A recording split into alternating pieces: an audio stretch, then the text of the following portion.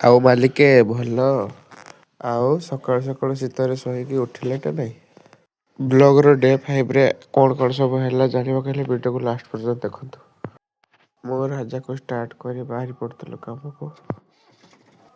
କାମକୁ ଗଲାବେଳେ ଅଧା ରାସ୍ତାରେ ମୋତେ ଫୋନ୍ କଲେ ମୋ ସାଙ୍ଗ କି ମୋତେ ମୋ ବାଇକ୍ ନାହିଁ, ମୋତେ ନେଇଯା ବୋଲି। ପୁଣି ଗାଡ଼ିଟିକୁ ସେଠି ବୁଲେଇ ଚାଲିଲି ସାଙ୍ଗକୁ ଆଣିବା ପାଇଁ। ଏତେ ଜୋରରେ ଶିଶିର ପଡ଼ିଛି, ରାସ୍ତା ବି ସୁଦ୍ଧା ଦେଖାଯାଉ ନାହିଁ। ମୋ ସାଙ୍ଗକୁ ମୁଁ କେଉଁଠି ଖୋଜିବି? ରାସ୍ତା ମଝିରେ କିଏ ଗୋଟେ ଲିଫ୍ଟ ମାଗୁଛି ନା କ'ଣ?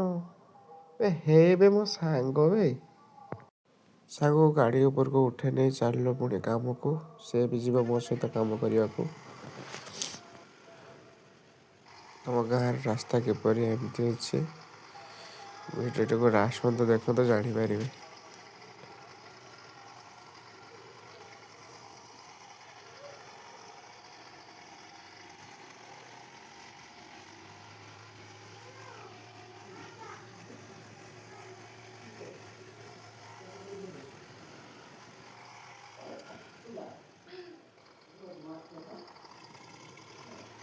ଆମ ଗାଁର ରାସ୍ତା କେବେ ସେମିତି ଥିଲା? ଆମ ରାସ୍ତାର ଭ୍ୟୁ କେମିତି ଲାଗିଲା ଆପଣଙ୍କୁ କମେଣ୍ଟରେ ନିଶ୍ଚୟ ଜଣାଇବେ।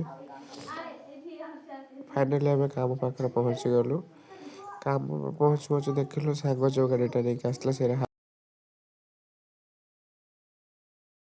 ସେ ପମ୍ପ ମାରିବା ଯନ୍ତ୍ର ବି ଆଣି ସାରିଥିଲା।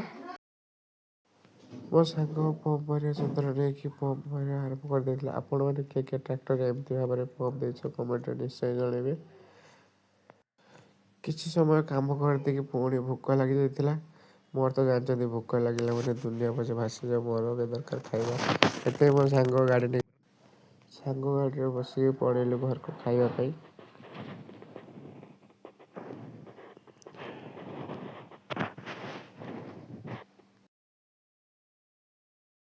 ଆସି ଗାଡ଼ି ପାଖରେ ପହଞ୍ଚି ଯାଇଥିଲୁ। ଗାଡ଼ିଟାକୁ ଷ୍ଟାର୍ଟ ମାରି ପୁଣି କାମ କରି ଆରମ୍ଭ କରିଦେଇଥିଲୁ। ଆମ ଦିନ ସାରା କିଛି ଏହି ପ୍ରକାର ଭାବରେ କାମ ହୁଏ।